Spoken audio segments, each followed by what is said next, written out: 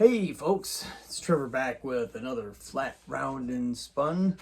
Joining me again is Grace. She's going to assist me on this. This video subject is going to be albums from 1983 that are in my collection. If I really wanted to really research this, I would have done in chronological order, but that would take too long. So we're going with alphabetical order by artist. So Grace is going to hand me the first one that happens to be my favorite band of all time, which is Black Sabbath. Yes. Let's get the glare out of there. Yeah, this is Born Again. This is kind of a one-off album because the vocalist being Ian Gillan. They lasted one album, one tour, and then Ian went back to Deep Purple. But this is one of my favorite Sabbath albums. It is arguably their heaviest album. I know a lot of people complain about the production of it being muddy, but it is a fantastic album.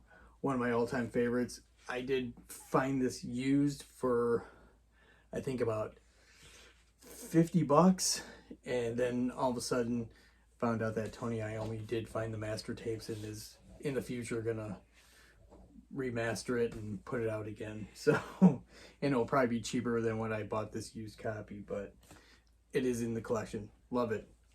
Born Again, Black Sabbath. At least you have an album that you like. Yes, it always helps to have an album that you like. Next is one of my hometown heroes, Alice Cooper. This is Dada.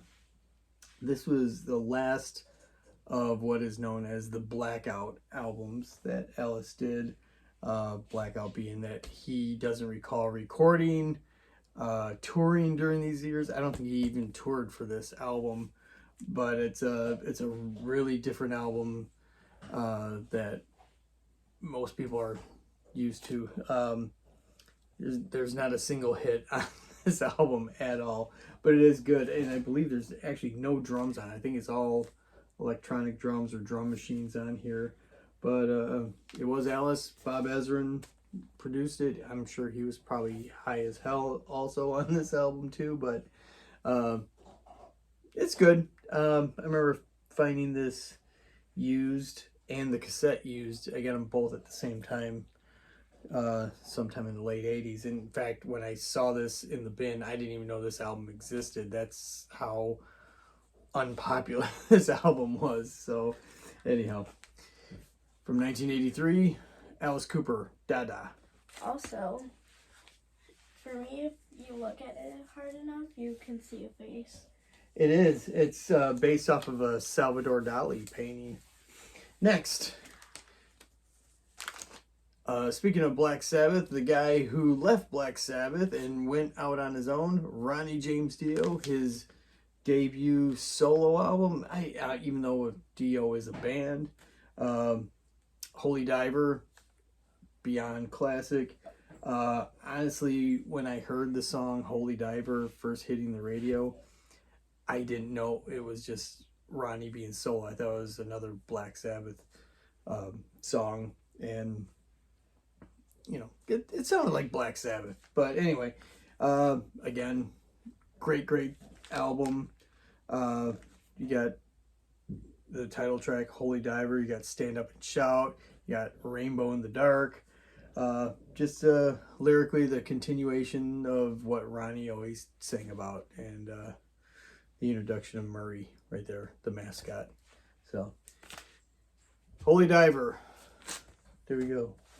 Next. Also another favorite. Absolutely.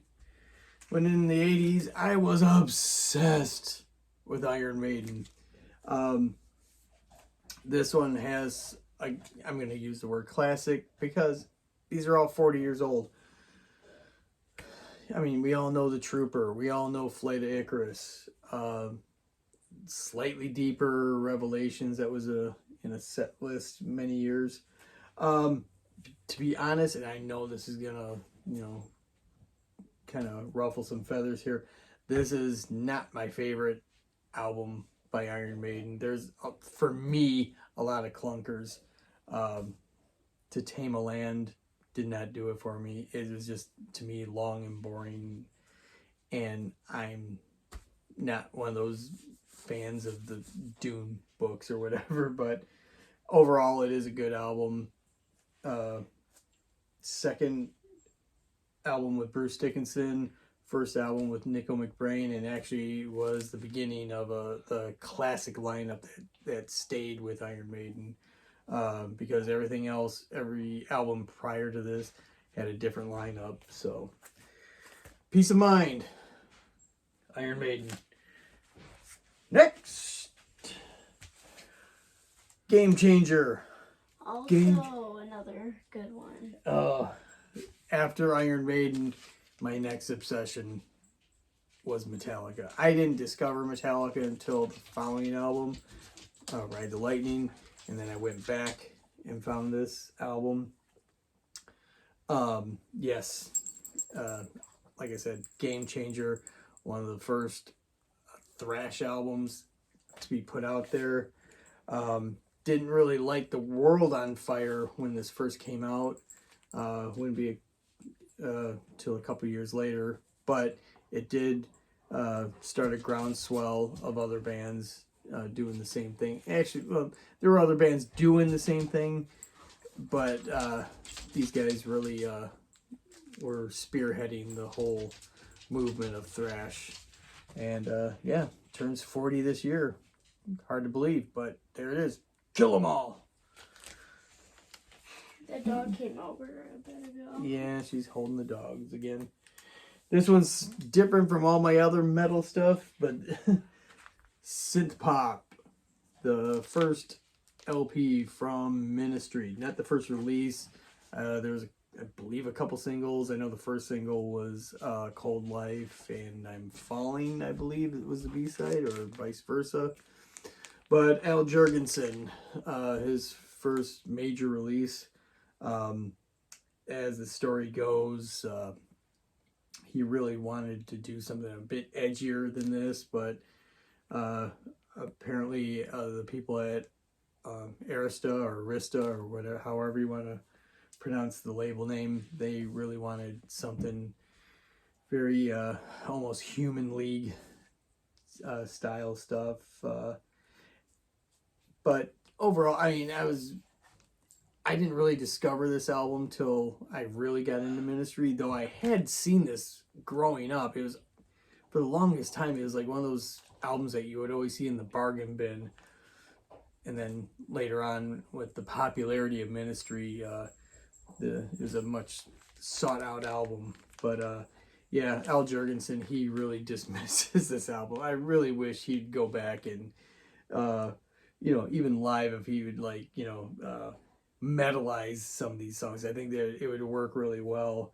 But something like Revenge and I Wanted to Tell Her would be kind of cool, rocking it out. So Ministry with Sympathy. Going back to the edgy stuff. This is actually 2 EPs put also together. Another one that you like. Yes. Well, I like them all. Otherwise, I wouldn't have them. Why would I have something that I didn't like? On your iPad, you have this as your wallpaper. I do. Also, my favorite color scheme of green and purple. She's going to go take care of the dogs, and I'm going to talk about this. But this is, like I was saying, a combination of 2 EPs, Earth AD and Wolf's Blood. I would show you the back of the album, but that would probably get me kicked off YouTube. So, this was when, well, this is the last Misfits release with Glenn and, or Glenn Danzig, I should put out there. And this is when they went full force. Before it was just kind of regular punk rock, and they went into the realm of hardcore and went really fast and thrashy. one of the songs on here I discovered through Metallica when they did a 2-song medley of Misfits with Last Caress, and this one has the song Green Hell on it, so it's super thrashy. Dig it. Misfits, Earth AD. Oh, my helper is back. This is the only album I have from this band, because this is the only album I like from this band. Motley Crue, Shout at the Devil. This is when I discovered Motley Crue. I had seen them in like Circus Magazine and Hit Parader and stuff when this album came out. And, you know, it was different looking. It kind of reminded me of Kiss at the time. A little edgier. And actually the first time I saw them wasn't even on MTV. It was on this kids game show, and I really wish I could recall the name of the game show. But it was hosted by the guy that played Bowser from Sha Na Na. So you'll have to look it up. But yeah, they in the middle of this show, they came out and lip synced Looks They Kill. So that was my first exposure to seeing what Motley Crue was like. So Motley Crue, Shout at the Devil. And another hometown hero band. Someone I talk about quite often. Negative Approach. Probably the cornerstone of Detroit hardcore from the early 80s. Obviously, we're talking about 1983. I believe this actually came out after they broke up. But, yeah, this one's got tons of edge, tons of teeth on it. Great hardcore. I don't know what else there is to say. If you've never heard it before, check it out. It's on, go on this platform that we're watching on YouTube. There's all kinds of stuff on there to check out. Negative Approach. John Brannon, one of the harshest voices in music. Awesome. Tied Down, Negative Approach. And next is local for me. And need to hit that real quick. Battery's going on this. Queensryche, self-titled EP. This is the only thing less than an album that I have on here. This, I hadn't heard of Queensryche when this came out. I didn't know about them until The Warning came out the following year. But this does have some what is considered classic Queensryche. Queen of the Reich and The Lady Wore Black were in the set live for many, many years. And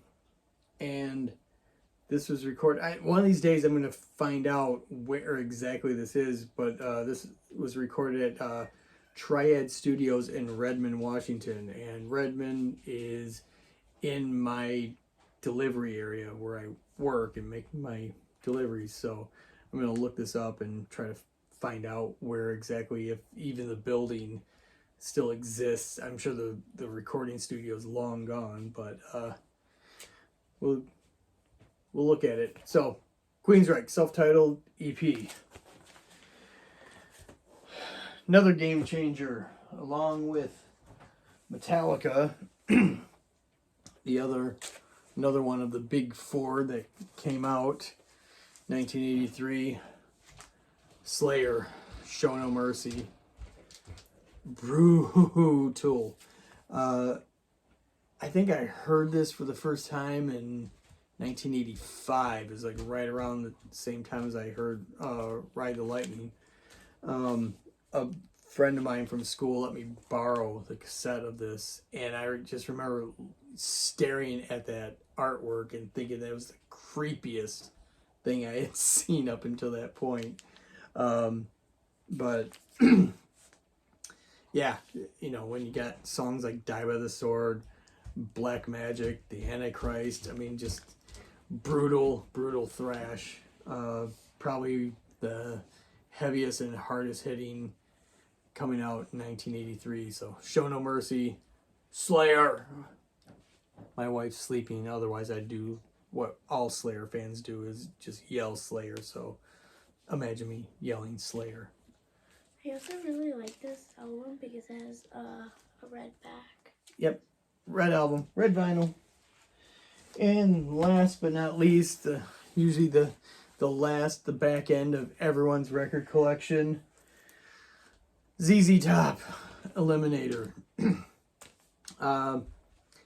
This was around this time. This was when I first saw ZZ Top. The look, the beards, the hats, the glasses. And I always knew the name ZZ Top. And this is actually the first time I connected the name with the music. Come to find out, hearing on the radio, you know, I heard Tush and God, what's some other ones? Anyway, but off the top of my head, I can't think of any other ones. But LaGrange, there's another one. Always heard those songs, just never knew that those were ZZ Top. But yeah, this was a huge album. 1983. These guys were all over MTV at the time. I mean, let's see, Give Me All Your Lovin' was a big hit. Sharp Dressed Man, Legs, another minor. I wouldn't even call it a hit, but they had a video for TV dinners. But then also I remember hearing on the radio, Got Me Under Pressure got played a lot too. So ZZ Top, Eliminator. So those are my albums from 1983. Gonna be 40 years old this year. What were you doing in 1983?